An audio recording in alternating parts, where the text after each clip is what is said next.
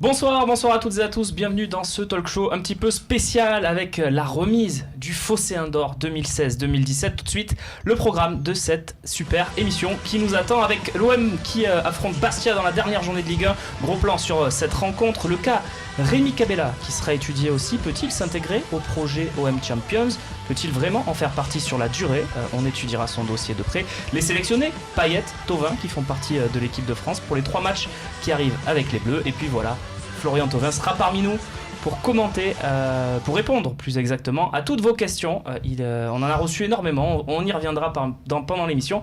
Mais Florian Thauvin recevra son Phocéen d'Or ici avec nous sur le plateau. Et avec lui, il y aura aussi Babou, Fabrice Celeski. Bonsoir. Salut les gars. Comment ça va ? Ça va impeccable, pleine forme. Hâte d'accueillir Florian Thauvin. Tony Cellier, tu faisais partie du jury, hein. France Bleu Provence fait partie. On va passer la journée avec lui. Je vois qu'on va parler de lui en équipe de France, de lui partout. Le prix Orange, il est partout aujourd'hui. C'est l'homme du jour. Si tu rêves pas de lui ce soir, c'est un problème. Romain Canuti est avec nous, évidemment, responsable de la rédaction du Phocéen. Hein. Bonsoir Romain. Et Kevin Kribich, qui est ici. Alors Kevin, c'est le Joker. Hein, c'est-à-dire que quand Thauvin arrivera, tu t'éclipseras. Mais tu vas nous faire une bonne première partie. Tu vas pas faire comme Cabella et Lopez qui avaient joué 30 minutes à Nantes et qui avaient été sortis parce qu'ils avaient été mauvais. Toi, on va te sortir parce que t'es bon. Oui, bon écoute. Ça c'est du coaching à la combi. Je te sens mais parce que t'es bon. Ouais, voilà. Je te garde au chaud. On a vu tes qualités. Et on va commencer tout de suite avec ce match contre Bastia. En jeu évidemment la 5e place du championnat de Ligue 1. L'OM est actuellement 5e, 1 point devant Bordeaux. L'OM doit gagner pour remporter cette 5e place directement qualificative pour le 3e tour préliminaire de l'Europa League. Sinon, il va falloir attendre le match de Paris, on en a déjà beaucoup parlé. Babou, quel OM tu t'attends de voir sur la pelouse au Vélodrome samedi ? Moi, je pense la même équipe que l'on voit au Vélodrome en général. Je pense qu'ils seront assez conquérants. On ira aller les chercher assez haut et je pense que il faut les tuer d'entrée. Ouais, mais c'est ce que l'OM arrive à faire au Vélodrome. Je pense que, tu es à chaque fois après quand le match, t'as la chance que ça tourne bien, que quand tu arrives à ouvrir le score, tu te rends le match très facile. Et à ce moment-là, je pense que Bastia ne pourra plus revenir. Mais même quand on n'arrive pas à marquer tout de suite, je pense que on arrive assez bien quand même à maîtriser avec notre système. Alors il y aura pas Dimitri Payet, mais évidemment, je pense que on devrait quand même arriver à maîtriser ce match-là. On parlera de Rémi Cabella un peu plus après dans cette émission, messieurs. Tony, c'est dans ton dernier match de la saison, au commentaire, qu'est-ce que tu t'attends à voir de la part des Bastiais, parce que les Bastiais jouent leur maintien, on l'a dit, on l'a répété aussi cette semaine. Bastia doit gagner ou au moins avoir un match nul au Vélodrome pour pouvoir espérer quelque chose. On va voir le classement et les compos, mais voilà, regardez Bastia qui se situe 1 point derrière Lorient, Lorient qui est juste barragiste en plus, donc Bastia, gros enjeu aussi. Ils vont venir, ils jouent leur peau, donc c'est très simple. Je me mets dans leur position, ils vont jouer leur va-tout. À la fois, ils peuvent lâcher complètement les rênes, et en même temps, ça peut paniquer très vite. C'est l'avantage pour l'Olympique de Marseille. Le temps va pas jouer pour Bastia, donc plus ça va durer, plus c'est l'OM qui sera à sa main. Moi, ce que je vois surtout, c'est Marseille. L'état d'esprit des Marseillais. On a vu la conférence de Rudy Garcia aujourd'hui. C'était pas passionnant, il s'est rien passé. Non. En revanche, il y a une attitude, quelque chose qui s'est dégagé au long de cet entretien. Détermination. On l'a vu aussi, c'est exactement ça. C'est le mot. Là, j'ai passé du temps à regarder un peu l'entraînement. Pour une fois, j'y étais. Mais je l'ai bien regardé. Il a le visage vraiment fermé et pas du mec qui est contrarié par autre chose. C'est un mec qui a juste une seule chose en tête, c'est gagner. Il faut savoir que Rudy Garcia, alors j'ai évoqué un peu l'épisode avec lui en conférence de presse, il a fait mine de pas s'en souvenir. Il a un épisode très douloureux sur le côté dernière journée. C'était en 2010 avec Lille, c'était sa première saison, c'était sa 2e saison, avec Lille. Il est virtuellement qualifié en Ligue des Champions suite à une victoire contre l'OM où les autres adversaires avaient accusé l'OM de lever le pied, l'OM déjà champion. Il va à Lorient qui n'a plus rien à jouer et son équipe de Lille perd. Et du coup, Lille n'est pas en Ligue des Champions alors que c'était quasi fait. Écrit, quoi. Ouais. Et cet épisode-là l'a énormément marqué. Alors là, maintenant, ils nous disent c'est plus le même groupe, ça n'a plus rien à voir, c'est plus les mêmes mentalités de joueurs, tout ça. Mais je pense que cet épisode-là l'a quand même profondément marqué. Déjà parce que l'année suivante, Lille fait le doublé Coupe Championnat, donc il a su quand même trouver les mots, faire rebondir son équipe. Mais voilà, ce côté dernière journée. Comme quoi, on peut être champion en disputant l'Europa League aussi. Hein, c'est tout à fait juste. À condition d'avoir l'effectif requis. Ouais, Kevin, sur ce match de Bastia, on a vu le classement. On rappelle que Lorient reçoit Bordeaux aussi. Est-ce que Bastia, ils doivent mettre le bus ou ils doivent tout tenter pour gagner ce match, y aller même à 5 attaquants enfin... Non, je pense pas qu'ils vont venir à 5 attaquants à Marseille. Ils les ont pas déjà. C'est ce que j'allais dire. Surtout Lille, t'as pas 5 attaquants. C'est est-ce que tu dois jouer le va-tout absolu, jouer l'attaque, l'offensive à tout ça, ou le match nul qui peut, regarde le goal average, permettre de passer devant Lorient si Lorient est battu par Bordeaux. Non, je pense que dans un premier temps, ils savent que l'Olympique de Marseille, au vu des dernières prestations qu'on a fait au Stade Vélodrome, on attaque tambour battant, donc ça m'étonnerait que Bastia va jouer de cette façon-là. Ils vont nous attendre, sûrement. Après, peut-être placer des contres. Après, ce que disait Babou, qui était très intéressant, c'est que voilà, on a réussi au Vélodrome des fois à passer ce cap où Yohan Pelé nous sort un arrêt pour nous maintenir à 0-0, et ensuite Marseille a déroulé contre Saint-Etienne ou d'autres équipes. Normalement, je m'en fais pas pour l'OM, même si Bastia joue le maintien. Nous, on joue une place en Europa League. C'est l'objectif qu'avait mis Franck Macourt et Jacques Herrero en arrivant, en disant que vraiment, avec Garcia, on veut dès cette saison accrocher une place européenne. On savait que la Ligue des Champions était quasi pas possible, mais l'Europa League c'est un objectif, donc je pense que Marseille va sortir les crocs sur ce match-là. Bon, messieurs, on verra en tout cas ce qui lancera. On commentera ça évidemment sur le talk du Phocéen de lundi. Voilà la compo bastiaise. Babou, un dernier mot voilà, sur cet avant-match. Qu'est-ce qu'il faut craindre de Bastia? On voit Saint-Maximin d'ailleurs, il y a eu ce débat. Saint-Maximin est là, Lopez aurait donc pu être là. Il n'y est pas. La Coupe du Monde, on en parlera peut-être. J'ai l'impression que ça.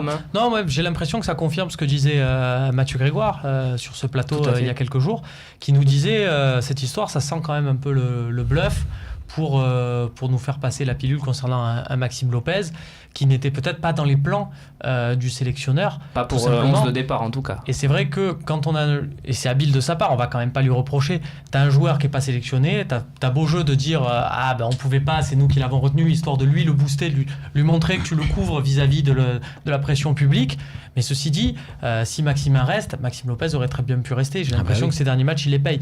Ceci dit, pour nous, c'est un vrai problème parce que Saint-Maximin, moi, je me souviens là de leur joueur, là, Gilles Thioni, qui avait dit Saint-Maximin, c'est bon, il croit qu'il fait toute l'équipe. Mais c'est le cas pour toi. Mais pour moi, c'est absolument le cas. Enfin, quand tu regardes leur équipe, il n'y a que lui qui peut débloquer des trucs. Et j'ai regardé le match Lorient-Bastia, j'ai regardé la tête des Lorientais quand ils ont vu Saint-Maximin rentrer en jeu. Ça en dit long. Dans le football, on sait très bien ce que c'est. Et tu sais, quand tu as un joueur comme ça en face de toi, c'est pas pareil. Il change une équipe. Bah bon, il y a Saint-Maximin et il n'y a rien d'autre, c'est ça? Ou pour toi, il y a encore d'autres qualités dans cette équipe bastiaise? Il y a d'autres qualités. Enfin, c'est pas tellement qu'il y a d'autres qualités, c'est qu'ils vont se servir d'autres choses.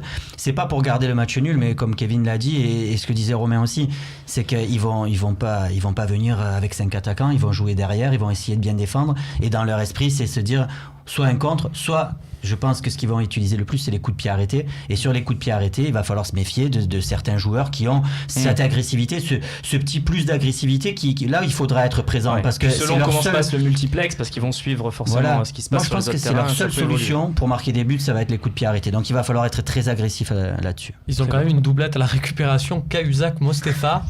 Donc en termes d'agressivité, ils sont pas mal aussi, je crois. Je crois que le plus technique, c'est El Kaoutari et ce qu'il a fait dans la surface l'autre fois. Je suis pas sûr que les autres sachent le faire. C'est vrai.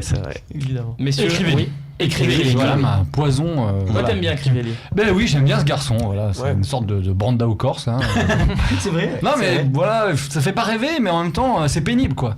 Et je me mets à la place d'un défenseur. J'aimerais pas avoir un Crivelli dans les pattes toute la soirée, quoi. J'ai vu quelques messages, Tony, sur le forum du Phocéen de gens qui se disaient tiens, Crivelli, ça pourrait être la doublure si jamais Gomis n'était pas là. Ça pourrait être la doublure à un grand attaquant, sachant qu'il est jeune, qu'il peut progresser et qu'en même temps, il a peut-être pas l'étoffe d'un titulaire et il accepterait de pas être titulaire. J'attends ce match-là pour me...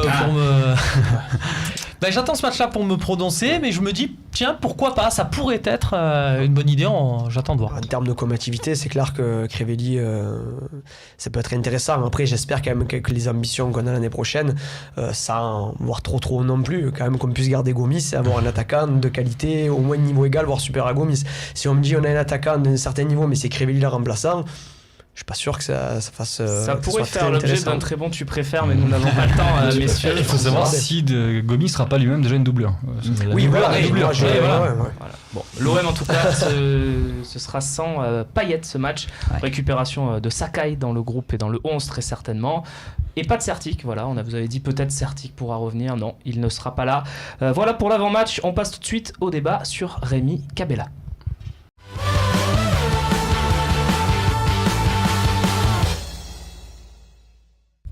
Rémi Cabella, ce joueur qui veut tant rester à l'OM alors qu'il ne joue pas. C'est tout à son honneur, hein, messieurs, puisque un remplaçant en général dans un club veut partir. Kevin, c'est habituel. Et là, on a vu Cabella qui voulait rester vraiment. On va voir sa déclaration. Je suis sous contrat jusqu'en 2020. Je veux m'imposer, quels que soient les nouveaux joueurs, je m'en fous. Je connais mon football. Si je reviens bien, je suis content ici.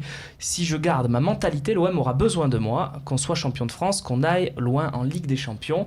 Tu es d'accord avec ça, toi ? Tu valides déjà l'attitude du joueur ? C'est très bien. Je veux dire, voilà, c'est ce qu'on attend de certains joueurs professionnels et surtout nous, amoureux de l'OM. Voilà, on attend que des personnes comme ça se battent pour retrouver une place. Je veux dire, Rémi Cabella, moi en tout cas, quand tu disais a-t-il sa place dans le projet, moi je dis oui.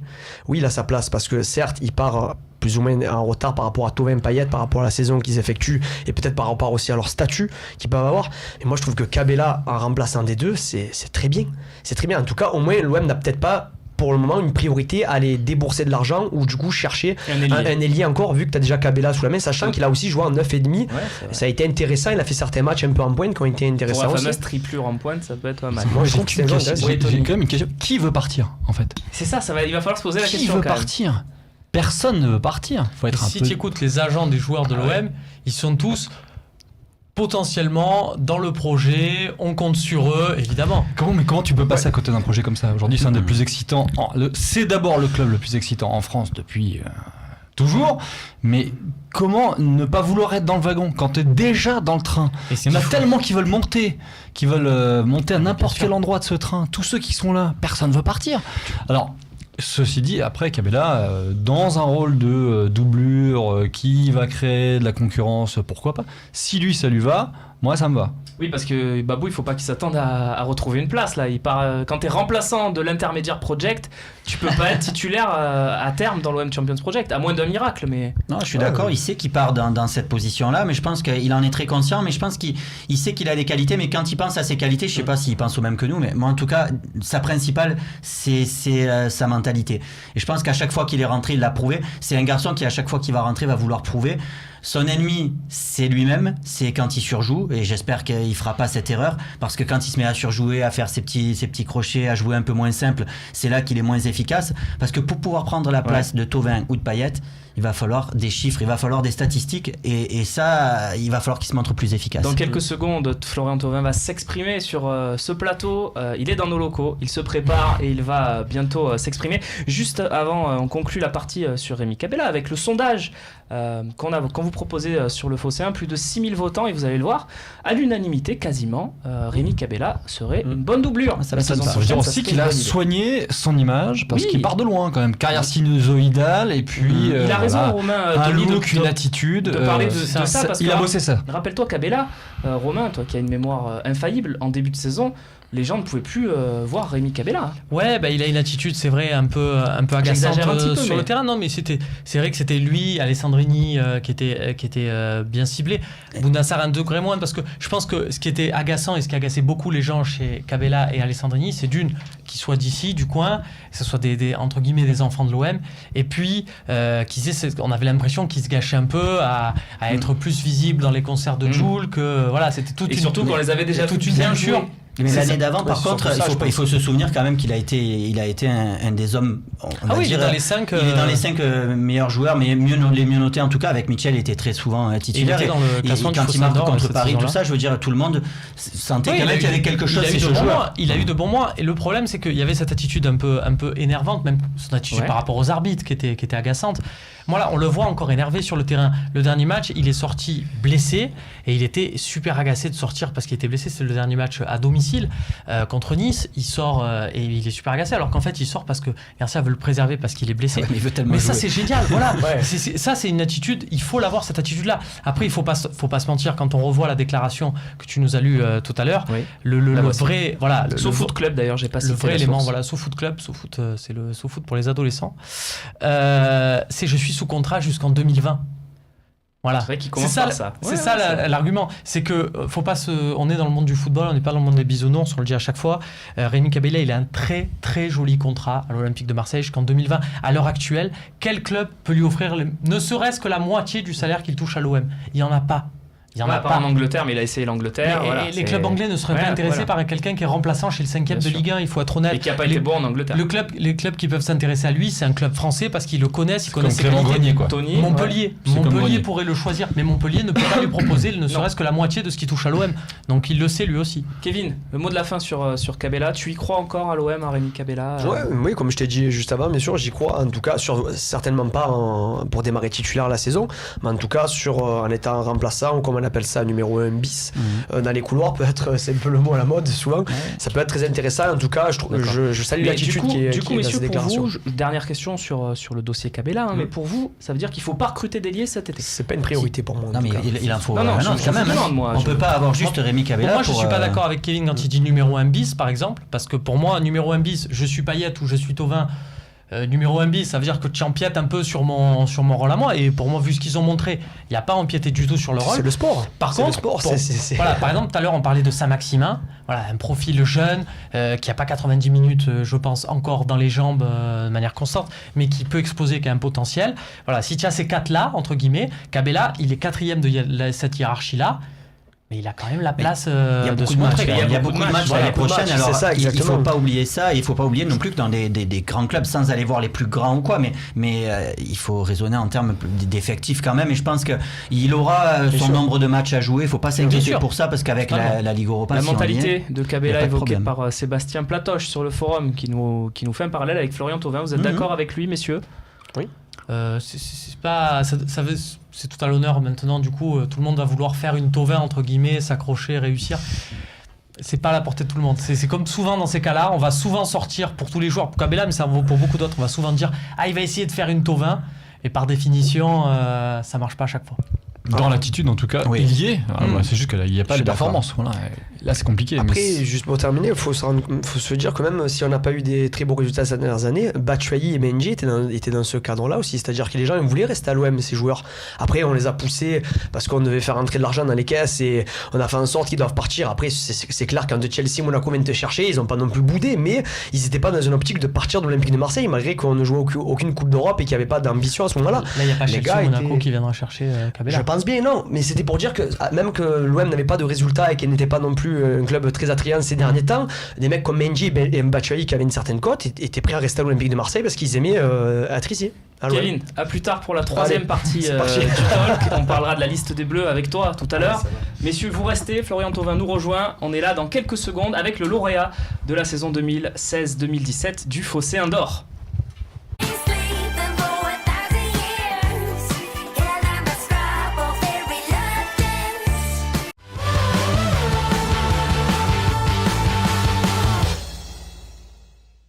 On est de retour avec Florian Thauvin. Salut Flo. Bonjour. Bienvenue sur le plateau, le nouveau plateau du Phocéen. Je suis sûr que tu n'y as jamais été, en tout cas. C'est la première fois. Bienvenue parmi nous avec Tony Cellier, France Bleu Provence, qui a participé à l'élection du Phocéen d'Or avec son média et beaucoup d'autres. Romain, une élection unanime cette fois-ci. L'ensemble des pools de votants ont désigné Florian Thauvin. Oui, voilà. Alors on le voit là. D'or, c'est un trophée qui a été lancé après le titre de champion de 2010 par le Phocéen, avec 3 pôles d'élection. Tout d'abord, les groupes de supporters, tous les groupes de supporters qui votent, qui élisent, qui donnent leur top 5 chaque mois, tout au long de l'année. Les médias, pareil, donc France Bleu, La Provence, SoFoot, Téléfoot, qui la Marseillaise aussi. Également, la Marseillaise, France 3. Je crois que c'est bon. J'en oublie, c'est bon. Je crois que c'est bon. Et puis, si on en oublie, on s'excuse, effectivement. Et puis, les lecteurs du Phocéen, qui sont bien sûr les plus nombreux à voter et j'ai envie de dire les plus importants. Et regardez, sur cette saison, Florian, tu arrives en tête des 3 pôles.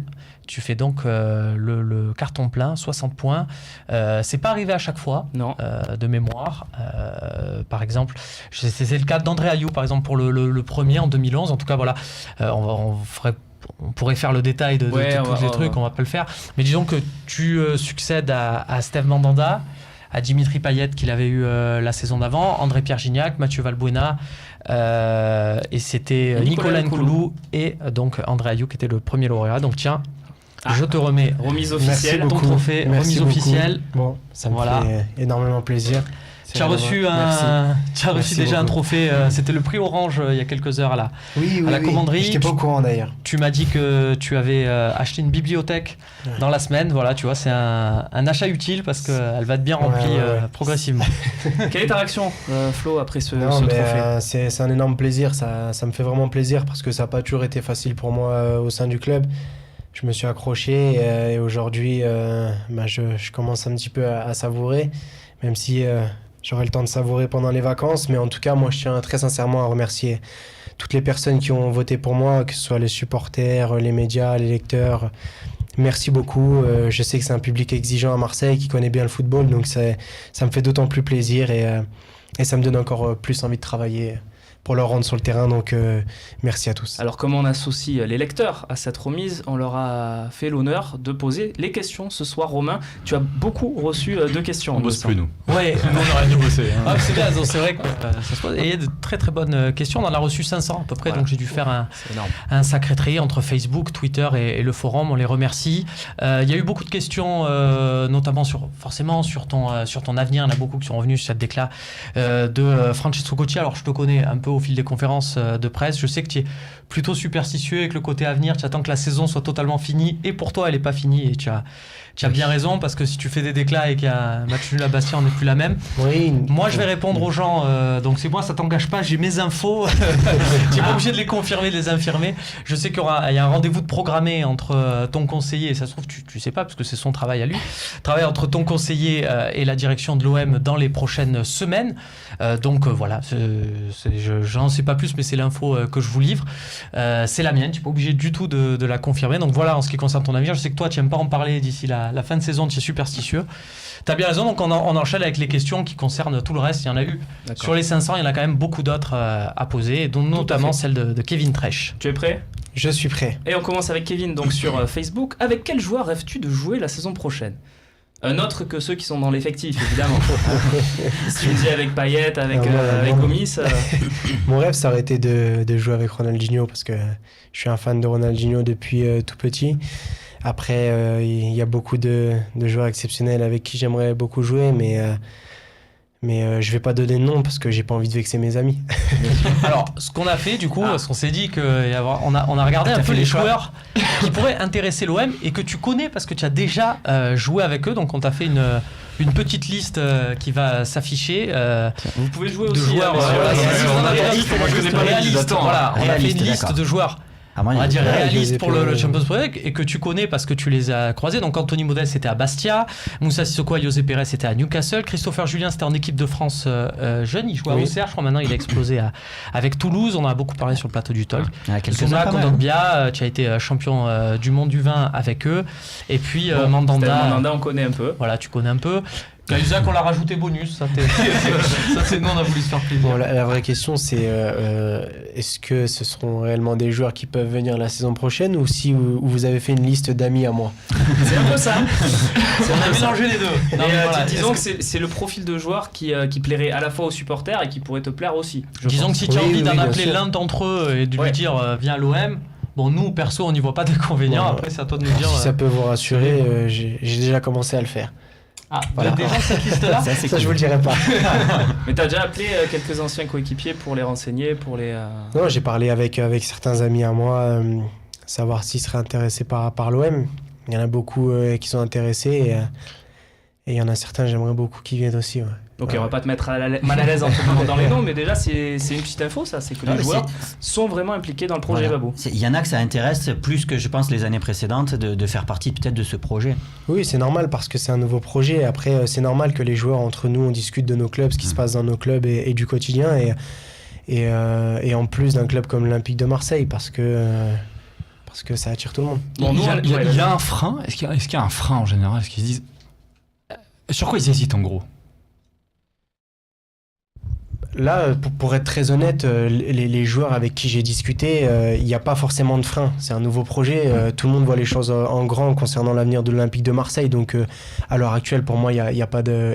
Et des amis avec qui j'ai discuté qui seraient intéressés pour venir, il n'y a pas de réel frein. Bon, réponse très claire en tout cas. Merci Flo. On passe à la question suivante de nos internautes, de nos suiveurs sur Twitter, Facebook, le forum du Phocéen. Une question un peu tactique là. C'est Romain Pelli, qu'on a eu le plaisir d'avoir sur le plateau, Excellent. un jeune tacticien qui revient sur cette belle passe qui Alors débouche sur un poteau. J'étais à Bordeaux, je me suis dit mais c'est quoi cette passe? Bon, si Payet la met, c'est peut-être le but de l'année de Ligue 1, je pense. Payet et toi alternez chacun entre décrochage, organisation et occupation des espaces entre les lignes adverses. Est-ce que c'est une consigne, voilà, ces décrochages répétés? Alors oui, c'est une consigne du coach. On a donc comme consigne de vachement être à l'intérieur du jeu, se déplacer entre les lignes. Et c'est des choses qu'on fait naturellement avec Dimitri, mais le coach nous le demande beaucoup. Et je trouve que le coach nous a fait beaucoup progresser aussi cette saison sur ce domaine. C'est ton avis aussi, Babou? Babou, c'est le tacticien D'accord. du talk. Voilà, je ne sais pas si tu connais Fabrice, alors qu'est-ce que... Moi, ça m'intéresse beaucoup justement parce que je trouve que justement, on n'a pas une équipe où il y a deux ailiers qui jouent vraiment sur leur côté, et je trouve que vous combinez de plus en plus avec Dimitri.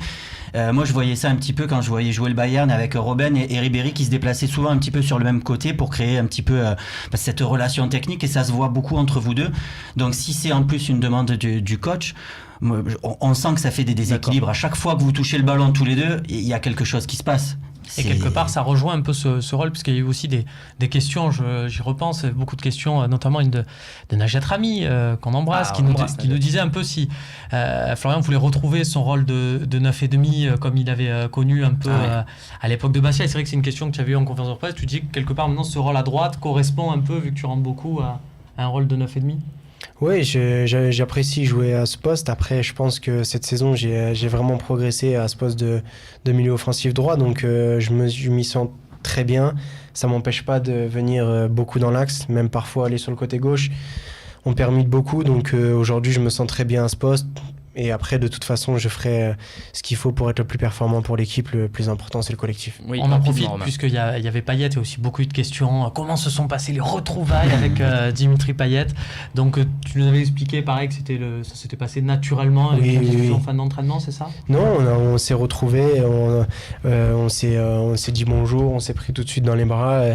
Je pense que, excusez-moi du terme, mais on a été cons tous les deux à l'époque de se chamailler pour des bêtises. Aujourd'hui, on a franchi un cap, je parle en termes de maturité tous les deux, où on a compris que ce serait bien pour nous deux et pour le collectif et pour le club. On avait un intérêt commun qui était de bien s'entendre sur le terrain et d'amener le club le plus haut possible. Et aujourd'hui, c'est ce qu'on fait. On s'entend même très bien maintenant. On a appris à se découvrir. Donc c'est une bonne chose. Parfait. On passe à la question suivante. Flo, Mathieuzinho qui nous pose cette question. Avec qui tu t'entends le mieux en dehors du terrain? Je m'entends très bien. Il me semble que c'était Mandanda cette dernière saison. Oui, avec Steve. Mais là, dans l'effectif actuel. Dans l'effectif actuel, c'est Max, c'est Baffé, c'est même Morgan que je connais depuis longtemps, Rod. Je trouve que cette année, on a vraiment un bon groupe. On est beaucoup à s'entendre et en fait, on est souvent beaucoup ensemble. Il n'y a pas de petits clans. On est beaucoup. C'est un gros groupe ensemble et donc je m'entends bien avec tout le monde. Après. C'est normal, j'ai plus d'affinité avec certains.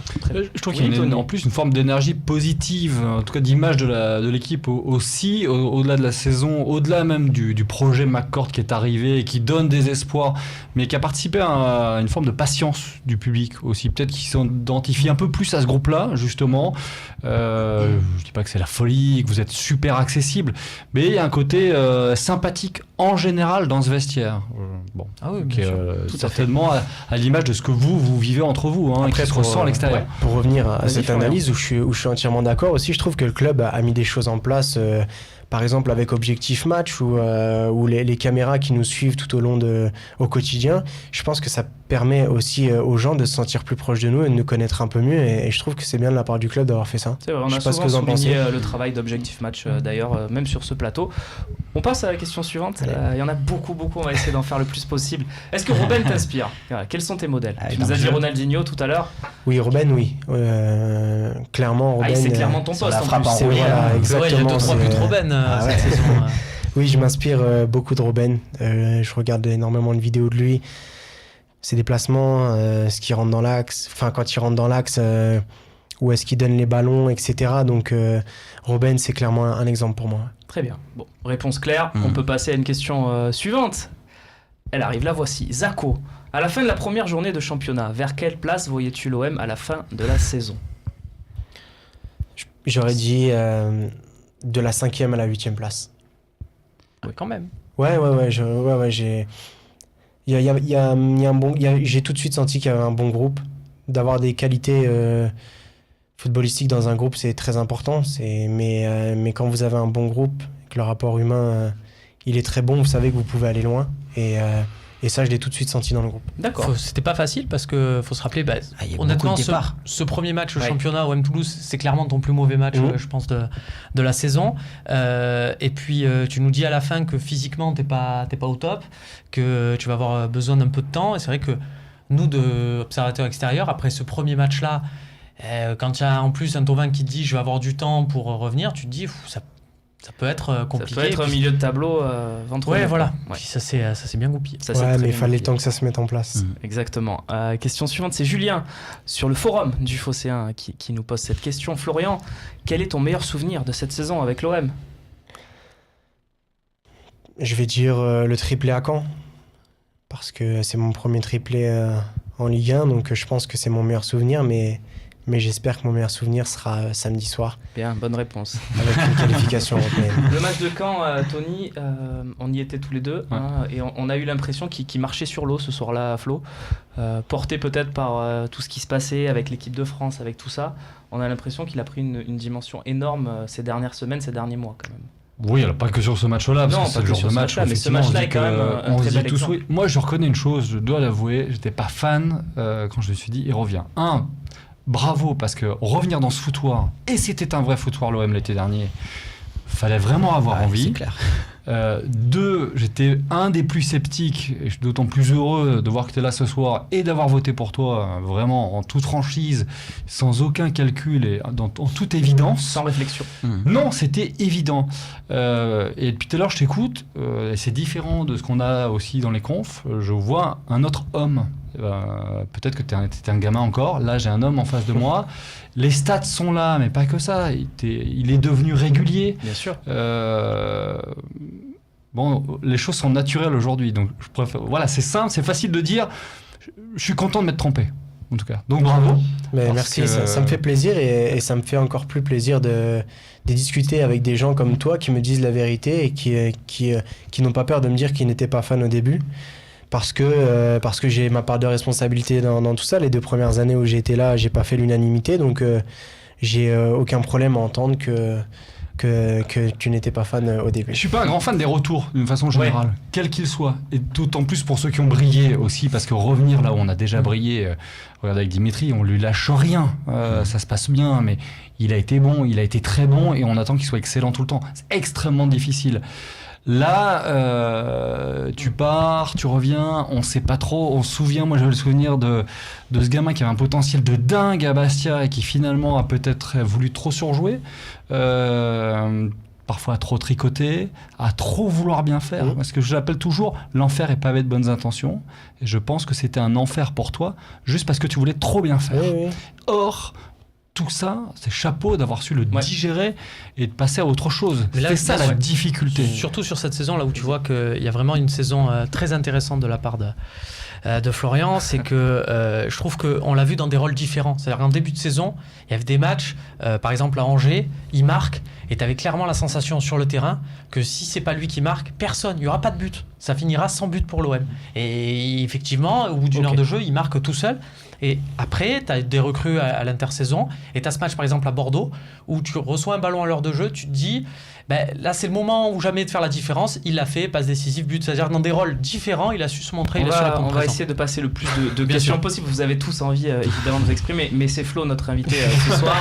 En cas de titre la saison prochaine, est-ce que tu sauteras dans le Vieux-Port ?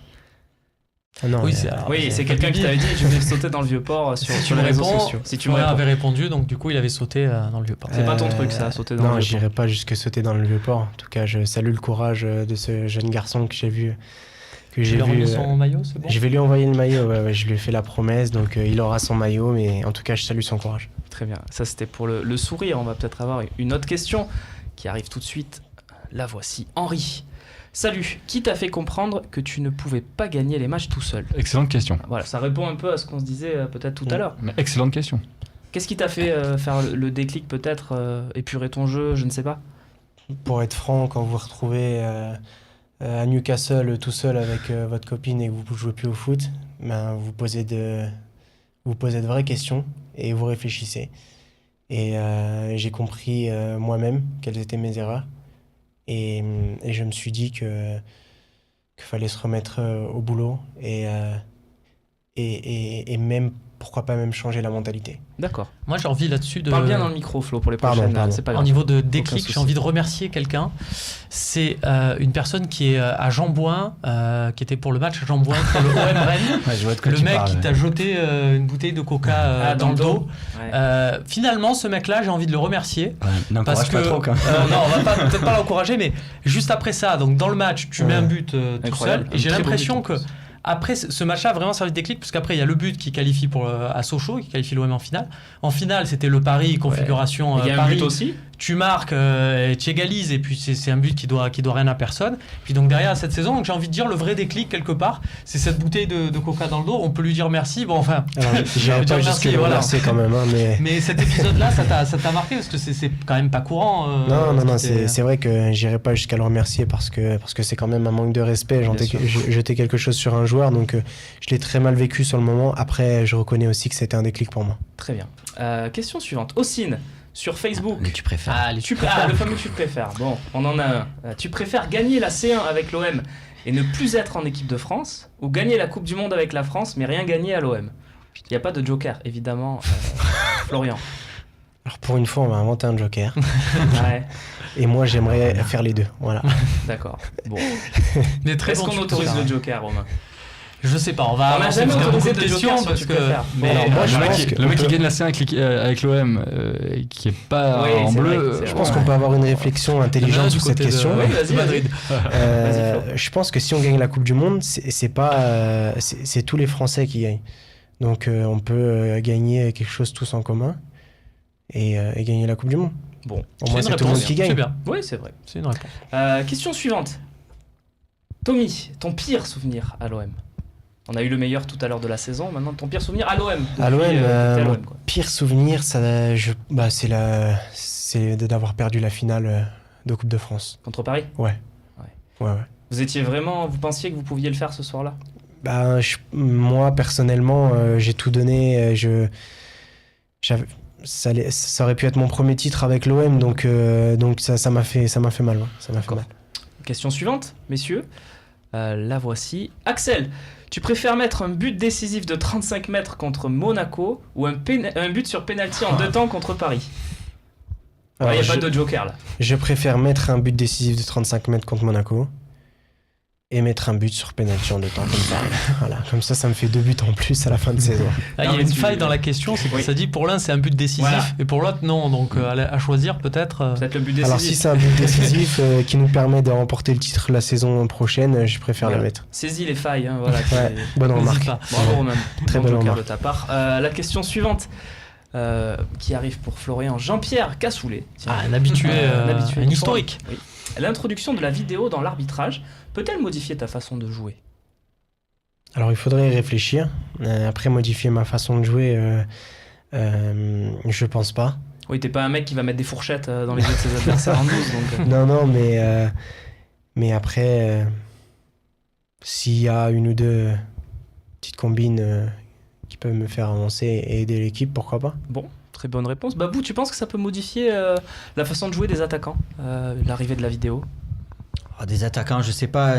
C'est surtout, on le disait, sur des joueurs qui truquent un petit peu, qui ont besoin de ça. C'est plutôt souvent, on va dire plutôt les milieux défensifs, les milieux récupérateurs ou les défenseurs, Isaac. où il y a besoin de ces choses-là. Non, mais ça fait partie, Non, ça fait partie du bien sûr, football. c'est le Mais c'est vrai qu'avec l'arbitrage vidéo, peut-être que ça sera amené à disparaître. Ok. Alors, trouve juste, pas je voudrais tant juste que ça, faire une Cahuzac. parenthèse, parce que je vous vois parler de Yannick Cahuzac. Ah, pardon. Je connais très bien Yannick Cahuzac, et sachez que en dehors du football, c'est quelqu'un de vraiment très très Non, mais gentil. on adore les quelqu'un de boucher très sur ce bien. plateau. Mais en plus, on rend souvent On a hommage au mec toujours Non, qui mais est- je suis très sérieux, c'est quelqu'un D'accord. que j'adore en dehors du terrain. Voilà. Très bien.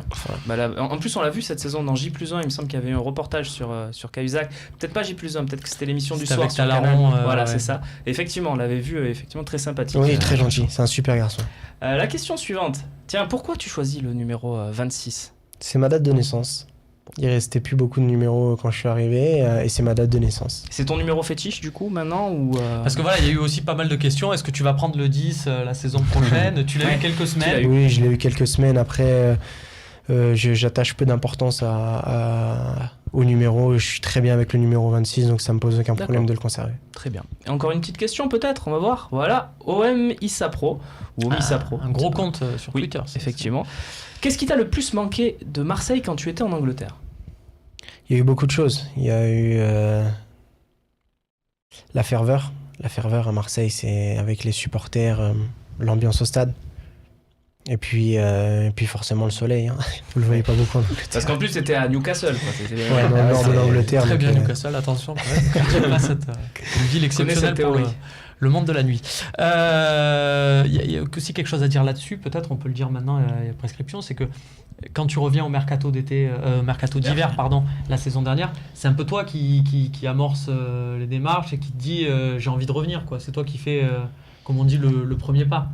Oui, j'avais eu au téléphone le président Vincent Limbrune à l'époque et je lui avais dit que s'il cherchait un joueur de couloir, j'étais là et puis après ils sont revenus vers moi au début du mercato et puis j'ai fait le maximum pour puis venir. t'es là aujourd'hui avec le trophée du Phocéen d'Or. Voilà, c'est une belle histoire. C'était la dernière question pour toi, Flo. On va te remercier vraiment d'être venu partager ça avec nous. Et on va te souhaiter, pourquoi pas, de revenir la saison prochaine pour récupérer une nouvelle fois le trophée. Avant, souhaite-lui, ça nous tient à cœur, on en parle depuis des mois, souhaite-lui de faire une passe décisive. Ah oui, le double-double. Oui, voilà, oui. contre Bastia, c'est nous en fait. Hein. Voilà, c'est il n'y a que nous que ça intéresse. Et ça fera plus de 10 buts et 10 passes décisives. Ça arrive à très peu de joueurs de Ligue 1. Donc voilà. Et il ne manque plus qu'une passe. Et justement, on compte 15 buts, mais t'es pas rageux par rapport au but de Montpellier quand t'as retiré? Parce que ça pourrait faire 16 buts. Alors oui, j'aurais c'est un peu injuste, forcément. Oui, je trouvais ça un petit peu injuste. Après maintenant, je pense que j'ai marqué assez de buts cette saison pour être satisfait de ma saison et que je vais pas m'arrêter sur ça. Très bien. En tout cas, Bravo, pour finir ce petit débat, je voudrais vraiment remercier tout le monde pour ce trophée de Phocéen d'Or qui me tient vraiment à cœur. Remercier tous les supporters, les gens qui ont voté pour moi encore une fois. Et ça m'a fait plaisir d'être avec vous ce soir. Très bien, c'est Merci gentil. beaucoup. Et on va continuer de débattre autour de ton cas parce qu'on va parler de l'équipe de France maintenant, mais on va le faire avec Kevin qui va venir prendre ta place. Oui, Romain, ok. Juste on finit, on lui souhaite, c'est un peu comme la Ligue des Champions, il n'y a jamais un mec qui l'a gagné 2 fois d'affilée. C'est vrai. Donc on te souhaite d'être le premier à le gagner l'an prochain. Ça veut dire que tu auras fait encore une super saison. J'espère aussi. Merci beaucoup. Merci à toi, Florian. Merci. A tout de suite donc pour la suite de ce talk show où il y aura aussi certainement la partie questions-réponses avec vos questions et leurs réponses.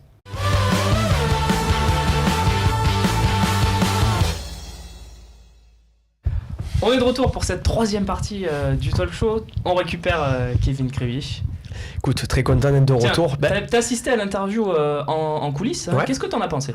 C'est à l'image de ce que je pensais de Florian. Franchement, c'est un gars pétillant, joyeux, qui aime vraiment l'Olympique de Marseille. Et je suis vraiment content pour lui qui aujourd'hui, vraiment, il réussit sa saison d'un point de vue collectif et individuel. C'est vraiment mérité. Comme je dis, c'est pas pour se faire mousser, mais j'étais vraiment content qu'elle était revenue au mercato d'hiver, malgré que l'année dernière, malgré que ça se passait pas bien à l'OM. Mais j'étais content de son retour et ça me fait plaisir de le voir. Et c'est l'image, c'est la personne que j'imaginais, donc c'est super cool de l'avoir vu. Tiens, dites-nous ce que vous en avez pensé avec le hashtag LiveTalk. Posez-nous aussi des questions pour la suite de l'émission sur l'actualité olympienne, bien évidemment. On essaiera d'y répondre avec le pôle journalistique, hein, Tony Cellier, France Bleu Provence, Romain Canuti, le Phocéen, et puis Babou, tacticien, et Kevin, hein, qui est là. il a préparé.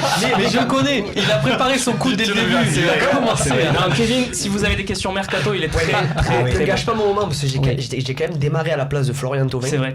J'ai été remplacé par Florian Thauvin et finalement on m'a rappelé pour revenir sur le terrain. Attention au claquage, quand tu rentres comme ça, quand tu reviens sur le terrain. C'est énorme quand même. Et attention parce que Kevin il va avoir un super rôle à jouer cet été sur le Phocéen. Je relance évidemment le mercato. Et un mercato avec Kevin Krivich, voilà, c'est de suite beaucoup plus simple. Et il y aura un deuxième rôle, tiens, j'en profite pour Kevin, il sera là lors de la finale de la Talk Academy saison 2. Les inscriptions vont très vite commencer. Kevin, est-ce que tu conseilles aux gens de le faire? Bien sûr que je conseille à tout le monde de le faire, c'est vraiment un moment, une expérience unique à vivre, voilà, que tous ceux qui ont envie de débattre, parler football, surtout sur l'Olympique de Marseille, on est tous amoureux, on parle, comme je disais, je parlais derrière mon écran d'ordinateur avec vous à l'époque et d'être là aujourd'hui sur le plateau télé. Et on tient la promesse puisque toi et même Bastien qui a été le coup de cœur du jury, vous êtes là souvent, vous êtes aussi sur France Bleu avec Tony. Qu'est-ce que tu penses de ces deux personnages? Très bonne pioche. Pas d'argent, mais je les recruterai bien. Je ferais bien mon petit mercato là, j'aimerais bien piquer de trois talents phocéens. Pour apporter tout notre soutien, Tony, à ta lutte. Oui, on passe à autre chose. Jour de grève sur France Bleu, donc je pense à mes petits camarades. Je suis moi-même gréviste. Pour la première fois de ma carrière. Là, t'es là pour le plaisir, alors. C'est vous dire si c'est important. T'es là pour le plaisir. Je suis là pour le plaisir, je suis là pour être avec vous. C'est le kiff, quoi. Exactement. La liste des Bleus, on rentre dans le débat. On découvre les 26 joueurs qui ont été sélectionnés par Didier Deschamps à 14h, donc juste avant la conférence de presse de tout à l'heure. C'est peut-être pour ça qu'il y a eu beaucoup de questions à ce sujet également face à la presse tout à l'heure, pour Rudy Garcia notamment. Dans cette liste figurent 2 Olympiens, les mêmes que la dernière fois, Payet, Thauvin. Tiens, première question, je vais pas vous demander si c'est normal pour les deux parce qu'on a l'impression quand même que ça l'est, surtout une liste élargie, mais est-ce qu'il manque quelqu'un, selon vous? Moi c'est toujours pareil, il y a des joueurs quand même, il faut se dire qui y est pas. Kingsley Coman par exemple n'y est pas, c'est quand même quelque chose de costaud. Il est revenu un peu tard. Benzema aussi, il est revenu sur le tard. Il n'y a pas Benzema, il y a eu beaucoup de débats ces derniers jours par rapport à son absence. Pourquoi pas, il n'y a pas Gamero. Ouais. Voilà, donc c'est de se dire que dans une liste de 26, tu commences pas à avoir ces noms-là, tu commences déjà un peu à cogiter. Bon, c'est au milieu, Schneiderlin, ça là, c'est vu la concurrence. Il n'y a pas Bakayoko non plus. Ouais. Oui, c'est vrai, mais Bakayoko. Ni Morgan Sanson. Ni Yohan Cabaye. Non, Bakayoko, il avait bénéficié la dernière fois d'absence de certains joueurs au milieu. Mais et puis il n'avait pas été bon. L'incohérence, il a raison, Romain, c'est de voir Lacazette et de ne pas voir Gamero. Alors que la dernière fois, ça a été la grosse interrogation, c'était de ne pas voir Lacazette justement qui plantait but sur but à Lyon et de voir Gamero. Il semblait qu'il y ait cette association avec Griezmann, le fait qu'ils jouent ensemble, alors que là, du coup, on n'en a pas tenu forcément compte. Donc. Après, on ne va pas se mentir, maintenant l'équipe de France, c'est Mbappé et ses 10 potes, les 10 mecs avec qui il a envie de jouer. Et puis rideau. Tu vas un peu vite parce que ça sert plus à rien. Moi, je dirais plutôt quand même Griezmann et ses 10 potes pour l'instant. Mais même Mbappé peut être le très très bon pote. S'ils sont potes tous les deux, on a tout gagné. En tout cas, il y a du monde quand même. On peut dire ce qu'on veut. Tout à l'heure, on parlait de gagner la C1 ou gagner la Coupe du Monde avec l'équipe de France. Pour l'instant, pour l'OM, gagner la C1, c'est peut-être un peu loin. Gagner la Coupe du Monde, c'est quelque chose qui est accessible, je pense, et surtout vu les joueurs que tu peux avoir dans cette équipe. Par contre, quand je vois la liste, ma première réflexion, c'est comment Morgan Sanson va pouvoir intégrer cette liste. Eh oui. Comment Morgan Sanson peut intégrer cette saison. C'est super, mais c'est vrai que là, quand tu regardes... Peut-être par rapport à des meilleurs stats en termes de buts, peut-être. Parce que là, c'est intéressant dans la dernière passe, dans l'activité qu'il a. Après, il se procure pas mal d'occasions dans chaque match et c'est vrai que même lui, il le conçoit, il pêche dans la finition. Certains joueurs à ce niveau-là, le joueur box-to-box, certains font la différence quand ils sont capables de marquer 8, 10, 12 buts en étant au milieu de terrain. Donc, bon. Babou, pour toi, il peut jouer le poste de qui là dans l'équipe de France? Parce que Sanson, c'est un joueur un peu atypique entre milieu, attaquant. Morgan Sanson, je le placerais plutôt dans les milieux du coup. C'est un Tolisso pour toi? Pour moi, c'est plus un joueur de ce calibre-là et je pense que ses qualités quand il joue un cran plus haut, c'est aussi qu'il va travailler pour le collectif à la fois défensivement, tactiquement, en plus de toutes les qualités qu'il peut avoir. Donc, mais il a une marge de progression quand même. Pour se consoler, parce qu'évidemment, il n'a malheureusement pas sa place, mais pour se consoler, on peut se dire que regardez le transfert de Tolisso qui va sûrement être transféré. Regardez le montant du transfert de Tolisso cet été. Regardez le montant auquel on a acheté Morgan Sanson. Je pense que le rapport sera de 1 à 4 ou de 1 à 3. Est-ce que Morgan Sanson est 3 fois moins fort que Tolisso? Je ne pense pas. Donc on peut quand même se consoler en se disant qu'on aura fait une bonne affaire. Parce que finalement, 12 millions d'euros au début, tout le monde s'est un peu foutu de l'OM. C'était un peu cher. En disant c'est la vache à lait, Nicolas, il les a encore roulés dans la farine. Quelques mois après... Bon, j'ai l'impression que c'est plutôt l'OM qui s'est bien débrouillé. Bon, rebondir sur cette équipe, par contre, sans revenir sur Benzema, qui est une histoire à part en attaque. C'est à part Benzema. En défense centrale, ce qui est intéressant de voir, c'est que Kurt Zouma et Kimpembe, qui sont remplaçants dans leur club, mais c'est des jeunes joueurs d'avenir, mais qui sont remplaçants, passent devant Adil Rami, par exemple. Qui est forfait. Adil Rami est forfait. Ah, d'accord, j'avais pas su parce que pour moi, qui sortait d'une saison intéressante. Il est forfait. Après, c'est des défenseurs centraux. Le truc, c'est que défenseur central Peut-être qu'ils veulent comme lancer ça, quand tu es l'imagination. quatrième, t'es quatrième. C'est ce Quoi, que tu je vois, veux dire. tu joues si Mais tu vraiment. vois, Il y en a c'est- même 5 là dans la liste. Tu vois, Ouais. Sako qui est parti à Crystal Palace pour se relancer, qui fait, même si je le porte pas dans mon cœur, mais Il se relance. et qui était un très bon défenseur, faut l'admettre, se relance n'est pas dans la liste non plus. Et il y a du zappé, monde. Hein. donc, Il n'y a pas la porte aussi. ouais. Voilà, Il y a du pas monde. Boubacar Kamara. Il y a- Et c'est bien pour Kurt Zouma Droit. de réintégrer cette équipe parce qu'à un moment donné, je pense qu'il avait peut-être un petit rôle à jouer sur le fait qu'il jouait souvent aussi peut-être un petit peu côté droit à Chelsea aussi et qu'il y avait, il y avait une place à Non, prendre mais aussi. t'inquiète pas, Florian, arrière il doit lui droit. parler à Kurt Zouma. Bah, là, j'espère pendant la d'ailleurs dans rassemblement. la Kurt liste. Zouma, Donc, c'était ça, lui. c'est là où je Ouais. disais, il n'y a que Ouais. deux Marseillais. Alors il y a des Marseillais qui peuvent intégrer, mais il y a des Marseillais qu'on peut aller chercher aussi qui sont Voilà, des futurs bien sûr, Marseillais. bien sûr. Il y en a C'est 4-5 là, ça pourrait valoir le coup. Il y a pas Mandanda aussi, tiens, dans cette liste, toujours un C'est peu ce qui- en ça peut se délicatesse, comprendre. hein, avec. Troisième gardien. Et puis toujours un peu, peut-être il veut peut-être lui laisser le temps de revenir. En tout cas, après, Deschamps. peut-être pour finir, si Finissons, si il y aura, tu veux j'aurai une finir. question ensuite sur Patrice Evra. Mais C'est juste finissons. sur le timing, en fait, il y a un match 2 juin, un match 9, un match 13 juin. Moi, moi, je suis avant tout supporter de l'OM plus que de l'équipe de Ouais, le France. match du 13, tu te dis que. Le truc, c'est que Payet et Thauvin, ils ont eu 2 saisons. Thauvin, il arrive à l'OM, il commence à jouer, il est blessé, il nous le racontait il y a quelques minutes. Payet, il a eu cette intersaison un peu compliquée. Ces 2 joueurs, je pense que ça leur aurait fait du bien d'avoir les 3-4 semaines de vacances. Et là, ils vont pas les avoir. Est-ce qu'on va le payer un peu en Les début de 3 saison semaines, ils les prochaine auront. Les 3 semaines, ils les auront.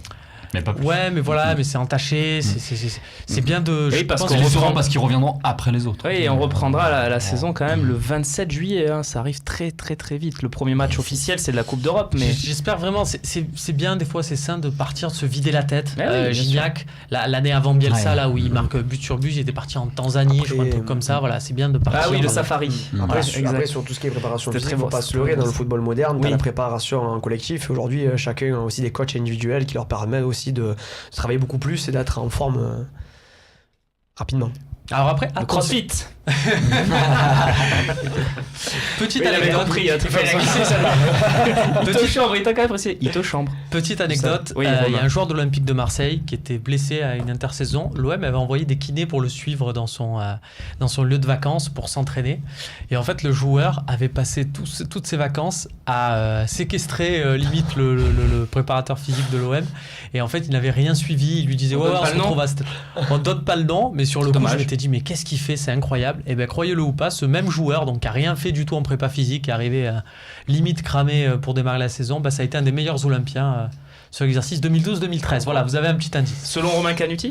J'ai repris la liste du Fosséen d'Or, il était, d'accord. il était Ouais, dans les c'est bon, 5 je crois que je premiers. sais qui c'est alors. Bah écoute, on verra. Très bien. Je crois que j'ai trouvé. Patrice Evra. Juste dernière question avant les questions-réponses. Patrice Evra, c'est normal qu'il y soit pas. On regarde les arrières gauches. Il y a Mendy et Digne. Bah, Digne, est-ce que c'est pas. C'est supérieur à Patrice Evra, Digne? Pas de logique. Là. Non, ouais, moi c'est bien d'avoir un Patrice Evra remplaçant qui peut cadrer Mendy. Après, est-ce qu'il faut vraiment cadrer Mendy ou est-ce qu'il faut pas tout simplement se contenter de suivre cette folie?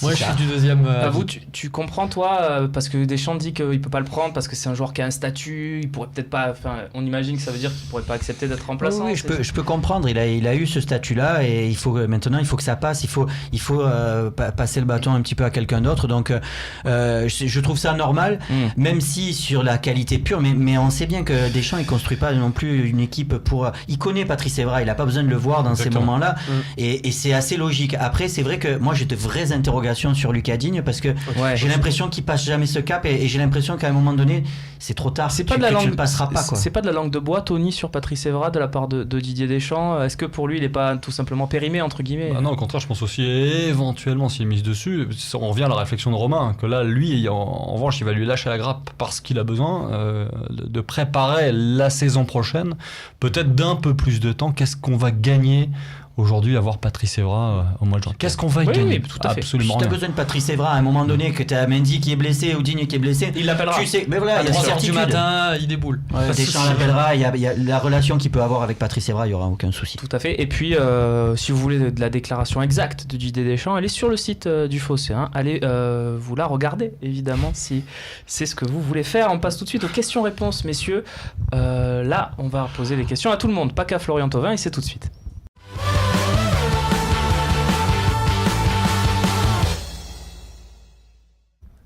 Allez, c'est parti pour les questions-réponses. Vos questions, leurs réponses. La campagne d'abonnement pourrait débuter lundi. Possible d'annoncer une grosse recrue samedi soir? On va peut-être un peu vite en besogne, mais c'est possible? Non. Non, pas du tout. Non. Non, parce que le mercato ouvrira le 9 juin déjà. Ouais. Et alors tu peux anticiper certains recrutements, mais là c'est pas en l'état avancé. Il y a beaucoup de contacts, mais je pense qu'il y a une envie aussi à l'Olympique de Marseille de bien faire les choses dans l'ordre. Ouais, très bien. Oui, de toute façon, samedi soir, c'est évident qu'il n'y aura pas de... Mais voilà. Non, mais il y a des noms qui vont circuler dès lundi là. Ça va être le festival. Ça a déjà commencé. Hein. Oui, ça a commencé, mais je sais pas si ça va se lâcher là. C'est cette période de l'année. Je sais pas si vous... Moi, je lis l'équipe tous les jours, comme tous les lecteurs de l'équipe. Je sais pas si vous commencez. On sent qu'il y a de plus en plus de pages transfert. C'est clair. C'est cette période de l'année très sympa. C'est le printemps, c'est comme l'arrivée des fraises, tout ça. C'est vraiment la plus belle saison de l'année. Voilà. Tout à fait, Romain. On passe à la question suivante. On n'a pas le droit d'être romantique, Kevin. On n'a pas le droit. Ben, ça va. Bonsoir. Le mercato made in France ou pas? Voilà, ça c'est l'inquiétude par rapport aux déclarations de son Bizarreta dans le JDD. On a vu beaucoup ça sur les réseaux sociaux. Ça veut dire deux choses déjà, que des Français ou des joueurs qui jouent en France. Voilà, j'ai cru comprendre qu'il y avait les deux. Moi, j'ai bien compris, c'est les Français et les étrangers. Il y aura les deux, et Rudy Garcia a d'ailleurs encore laissé entendre aujourd'hui des internationaux, oui, mais pas forcément des Français. C'est un je pense qu'il ne débat, faut pas se limiter, mais qu'il faut avoir une stratégie aussi. Si la stratégie c'est d'arriver à récupérer certains, que ce soit des joueurs qui jouent en France, qui sont habitués, ou alors des joueurs internationaux, je pense que c'est une bonne stratégie, mais il ne faut pas se priver d'aller en chercher d'autres. Si les recrues elles sont dans la liste des 26 qu'on a vu tout à l'heure, c'est pas mauvais. Ah, c'est pas mauvais du tout, c'est plutôt pas mal. Il y a toujours un truc sur la vision qu'on a de ça, c'est-à-dire qu'il y a un joueur, on va le voir en Ligue 1, on va le regarder comme une merde absolue, faut dire ce qui est. Et le mec, il part à l'étranger, il empile les buts ou quoi que ce soit, et là d'un coup c'est un dieu. J'ai un exemple parfait, c'est Anthony Modeste. Anthony Modeste cette année, combien de gens nous disent il faut Anthony Modeste, c'est un monstre en Bundesliga et compagnie. Il jouait en France, tout le monde lui crachait dessus. Voilà. Calmons-nous. Je suis d'accord. Voilà, des fois, en France, faut pas avoir se dire parce que le mec joue en Ligue 1. Ce qui compte, le critère primordial, c'est le coach. Moi, j'ai confiance. Déjà dans ce système olympique de Marseille où c'est le coach qui est un peu au sommet de la pyramide, ça c'est un truc qui me plaît énormément. Je le disais déjà à l'époque de Bielsa, et là j'ai envie de voir un Rudy Garcia. Voilà, Rudy Garcia à Rome, il a pris des mecs de Serie A, il a pris des mecs qui venaient de n'importe où, il a pris des mecs suggérés par le directeur sportif, il a pris d'anciens joueurs à lui, il a tout fait. On peut pas lui. Et donc j'ai envie de voir ça. Ce qui compte, c'est comment ils sont compatibles à ce que je veux. Donc voilà, j'ai envie qu'il aille au bout de son truc. Moi je sais pas vous, mais moi au niveau la raison me dit quand même de prendre ces joueurs-là, des joueurs confirmés qu'on connaît quand on entend parler de Koscielny, de Giroud, de Rami, tout ça, ça m'intéresse beaucoup. C'est sûr que c'est pas sexy parce qu'il n'y a pas de ce truc où tu vas les découvrir, mais bon. Mais il y a le fantasme aussi d'aller me découvrir un petit Brésilien. Enfin moi c'est plus facile pour moi, j'en connais moins que Kevin par exemple, mais un petit Brésilien de derrière les fagots là qui serait un futur petit numéro 10, tu vois. C'est quand tu vas trouver un Coutinho, un truc comme ça, c'est peut-être avec un futur partenariat avec Carlos Moser, avec Flamengo, si on veut prendre Vinicius. Ça me plairait bien. Si on veut récupérer Vinicius Junior, il faut aller le faire maintenant. C'est trop tard. Ça me paraît compliqué, voilà. C'est pour ça. Quels sont nos joueurs en fin de contrat, messieurs? Alors bon, il y a Brice Samba, moi je sais déjà. Ouais. Voilà. Brice Samba. Belle colle. On sollicite la régie forcément, mais je crois que. Oui, voilà, c'est des Tuloma, des Samba. Diaby, me souffle-t-on. Bien vu. Mais Diaby, il a fini son contrat depuis longtemps, on a l'impression. Non, voilà. C'est ça. Il n'y a pas de gros joueurs en fin de contrat, ni de joueurs intermédiaires. Voilà. Il y a vraiment des bouts de banc, on va dire. C'est ça. Je suis maladroit. C'est pas grave. En plus, il est sympa, Brice Samba. Chaque fois, il nous dit bonjour. Il est génial. Bon mec. Kevin, quel attaquant verrais-tu associé à Gomis? Dembélé, Chic ou Correa? Alors je connais pas Chic, tu vois. C'est l'attaquant de la Sampdoria que je te parlais, la nouvelle pépite. Ah oui, c'est toi qui nous en parlais, c'est vrai. Ouais, dans l'histoire, oui, si. C'est le Patrick, il s'appelle Patrick Pavel. Patrick Pavel Chic, c'est ce que je disais, que je t'avais dit, toute proportion gardée dans les faits et gestes, mais en tout cas, après quand on regarde beaucoup de matchs et qu'on analyse, et qu'en tout cas, comme moi, et je suis issu de 2 générations, on faisait penser à Dennis Bergkamp dans certaines prises de balle. Il a une dégaine, on dirait, enfin, on te dit qu'il a joué dans le groupe Police, tu le crois, quoi. Il a vraiment une dégaine aussi, j'aime bien ça. Brosse à la... En tout cas, c'est l'attaquant qui, si on veut jouer avec Gomis en même temps, c'est Patrick Chic qui se rapprocherait le plus. C'est ça ta question d'ailleurs. Depuis quand c'est le projet de Rudy Garcia? Mais par contre, le problème, c'est que voilà, c'est que pour moi, je le vois pas. Ou alors, si le mot associé veut dire quel sera l'attaquant qui sera présent l'année prochaine avec Gomis si on le garde, ce qui serait intéressant, voilà, c'est Chic par exemple. Mais Dembélé, après, c'est celui du seront Celtic, rarement hein. ensemble. C'est pas bon, ça, c'est vrai dessus. que lui, ce jeune, mais bon, pareil, c'est déjà demandé par les plus grands clubs. Mais après, voilà, comme je dis, Marseille va sûrement avoir sa carte à jouer. Nous aussi, on va prendre des bons joueurs. Les hein. trois sont très bien. On peut... Les trois sont. Ariel Correa me fait. Mais Ouais. si c'est lui de l'Atlético Madrid à qui je pense, pour moi, il est quand même beaucoup plus milieu de terrain, voire numéro 10, 9,5 qu'un attaquant avec les deux autres. Il est plus milieu. Le 13 marseillais. Que pensez-vous du champion du monde Bénédicte, c'est un garçon, Oedes, polyvalent en défense, 18 millions Transfermarkt. À la Coupe du Monde, il avait joué arrière droit alors que c'est un défenseur central. Il peut aussi jouer arrière gauche. C'est un peu un monument à Schalke. C'est un peu comme à l'époque François Modesto à Bastia. Et je prends ce parallèle là parce que en même temps, là où je me méfie, c'est qu'on dit à chaque fois Oedes, quand je vois les trucs en Allemagne, on dit c'est un monument, c'est dans la presse, tout ça, Gelsenkirchen. Enfin, Schalke, c'est quand même un club très suivi. Mais en même temps, j'ai l'impression qu'ils ratent quasiment toute leur saison depuis 4 ou 5 ans. Donc au bout d'un moment, tu vois, le côté monument auquel on ne touche pas. Mais en même temps, voilà. Bon joueur, mais là, dans les équipes où il est, je sais pas, ça sent le piège quand même. Même si il avait fait un super mondial 2014. Kevin, Tony, sur Oedes. Moi, je suis pas. Je Oedes allemand pour être précisément polyvalent. Au contraire, je pense que vraiment, on a besoin d'une charnière centrale, mais de deux vrais défenseurs centraux. À gauche et à droite, pour l'instant, on a Evra et Saka. Il faudra sûrement une doublure à ces deux latéraux-là. Mais je suis pas fan de prendre un défenseur central. Et qu'après, si ça se passe pas bien, on se disait, mais il joue pas. C'est pas son poste arrière gauche, c'est pas son poste arrière droit, c'est pas dans l'axe. Tu as tout à fait raison. C'est comme les latéraux qui sont trop offensifs. Et quand ils sont sur le côté, on te dit, ouais, mais comme Raphaël à Lyon, là. Quand il joue le latéral, on te dit, ouais, mais parce que tu comprends, il monte beaucoup, donc défensivement, il peut pas être bon. Et quand tu le mets un cran plus haut, c'est pas suffisant. Ouais, mais c'est un défenseur. Avant tout, c'est un défenseur. Oui, bon, ben, voilà. Question suivante. Comme dirait Bernard Rodriguez. Question suivante. Elle arrive. Gaëtan Chamaillé sur Facebook. Vous êtes plutôt Ounas ou Ismail Assar pour jouer les doublures, le fameux 4e pour compléter de tout à l'heure, ou 3e, mais voilà, pour être dans les potentiel 4. Pour être 3e. Moi, Ismail Assar, j'aime énormément. Ouais, mais tu sais, c'est piégeux. Hein. Peut-être. On a déjà essayé des Sarabes, c'est ça que tu veux dire. Mais c'est ce que je me dis, c'est qu'on a peut-être l'opportunité de leur glisser tu vois, discrètement. Un jour, ils organisent un entraînement, ils font pas gaffe, ils le laissent dans un coin, tu vois, au niveau du robinet. Hop, on les échange. Est-ce que ça a pas déjà été notre erreur, ça? On voulait peut-être prendre lui au début, je sais pas. Mais on s'est trompé, regarde, on a pris le faux Chérou. On a pris le faux Chérou, après on a pris le vrai. Bon, voilà, on peut peut-être y arriver. Je crois que pour Ounas, c'est trop tard. Ounas, c'est trop tard. Ounas, c'est déjà trop tard. Ouais, puisque est-ce que Ounas, c'est vraiment.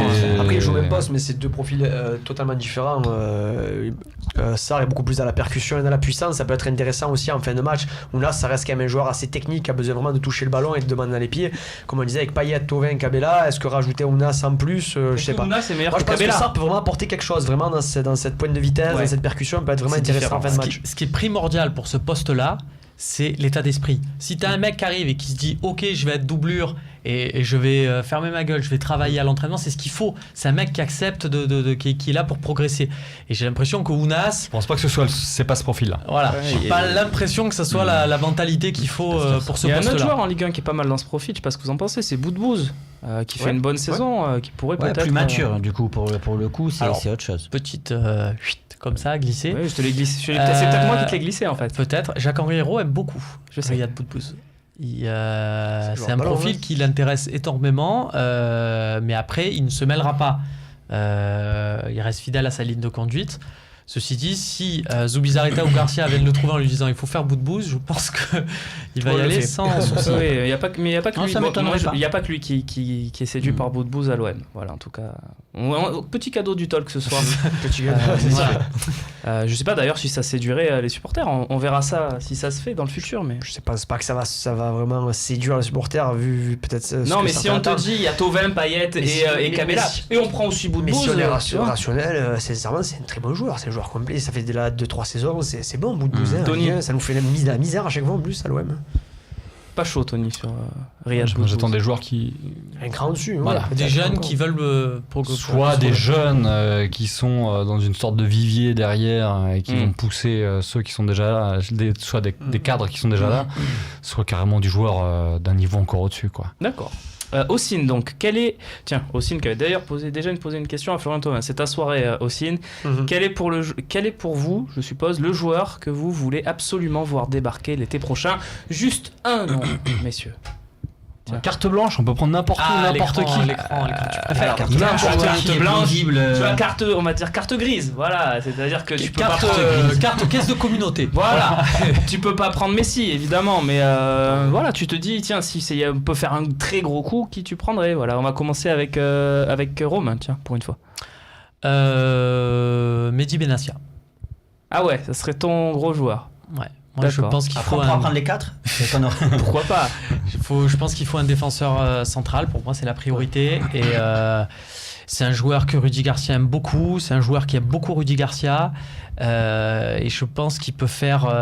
On peut retrouver le Benassia qu'il y avait à Rome. Je suis pas sûr qu'il quitte la Juve quand même. Là, autant j'y croyais un petit peu, autant plus ça se profile. Il ne jouera pas, donc je me dis que... L'option d'achat a été levée normalement, donc... Pour le revendre, c'est un classique. Je sais pas. Babou, toi? Moi, c'est Moussa Sissoko.